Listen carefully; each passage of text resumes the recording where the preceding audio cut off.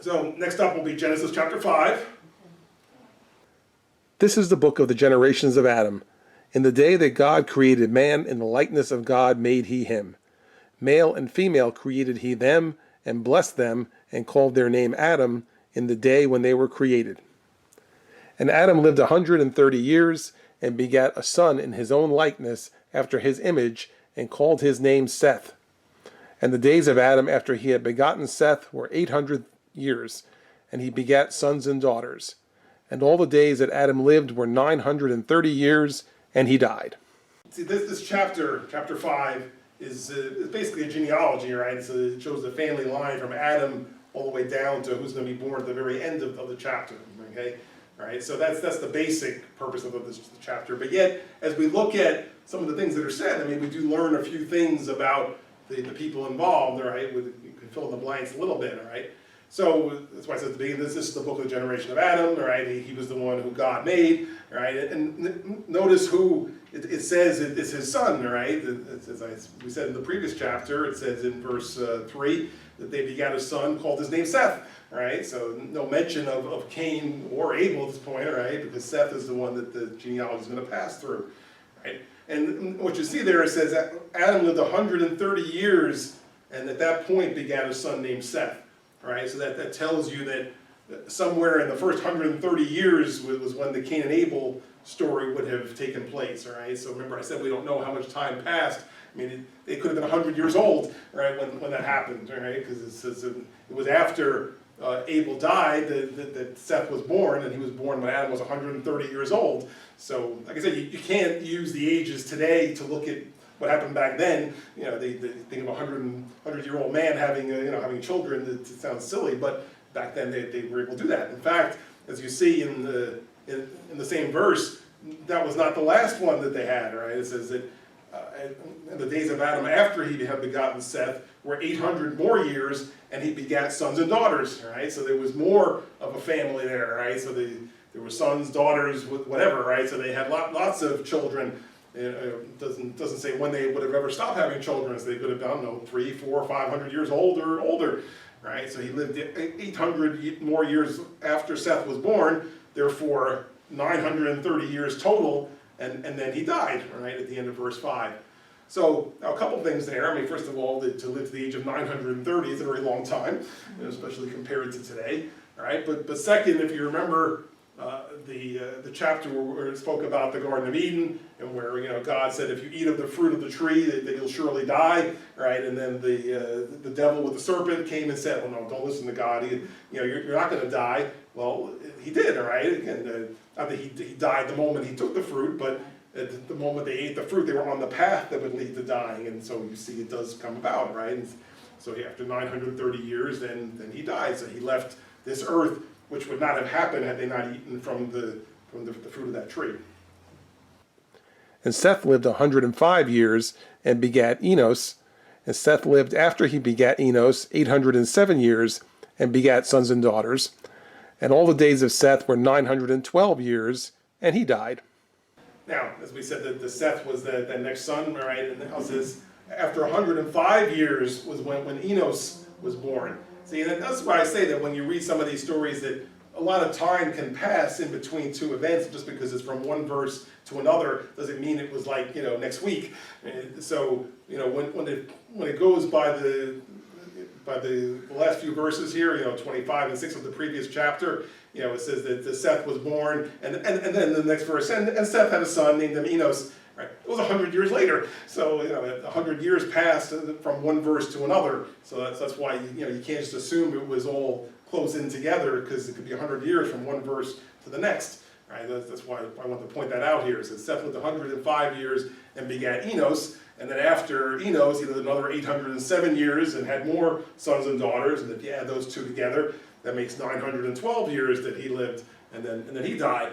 Right? And it is from these years and these ages that people try to piece together how much time passed from the time of Adam down to today, or let's say down to the time of Christ, is because they added up all these ages, right? Because since they were said that this one was 800 and something, this one was 900 something, right? So that they add all those together and say, okay, then must have been about 4,000 years passed from when Adam lived down to Christ, all right? And I have no reason to think that's inaccurate, or I think 4,004 is what it added up to, right? But then people assume that that's how old the earth was, which, as we said when we did chapter 1, is not necessarily a valid conclusion, because we don't know how long it took for the whole creation to occur, and it could have been millions or billions of years, all right? But from the time that they started counting the age of Adam down to Christ, 4,004 years, all right? And this was mostly how they calculated, because it has all their ages in here.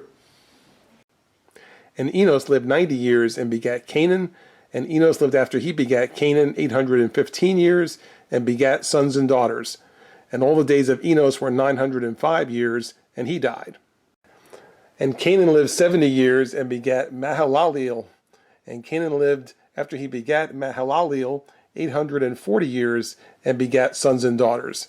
And all the days of Canaan were 910 years, and he died. And Mahalaleel lived 65 years and begat Jared. And Mahalaleel lived after he begat Jared 830 years and begat sons and daughters. And all the days of Mahalaleel were 895 years, and he died. And Jared lived 162 years, and he begat Enoch. And Jared lived after he begat Enoch 800 years and begat sons and daughters. And all the days of Jared were 962 years, and he died. So through the end of verse 20, right, you notice a few generations pass, right, and if I'm keeping score, it would appear that up to this point, that Jared holds the record for the longest, or the highest age so far, all right, 962, right, that record will be broken, and then he had a son named Enoch, okay, and as we're going to see that Enoch has a little different purpose in this particular record, right, which will be in the next verses. And Enoch lived 65 years and begat Methuselah. And Enoch walked with God after he begat Methuselah 300 years and begat sons and daughters. And all the days of Enoch were 365 years. And Enoch walked with God, and he was not, for God took him. And Methuselah lived 187 years and begat Lamech. And Methuselah lived after he begat Lamech 782 years and begat sons and daughters. And all the days of Methuselah were 969 years, and he died. So we mentioned in the previous verses that Jared had a son named Enoch. Okay, so now it says that Enoch lived 65 years and begat Methuselah, was his son, all right?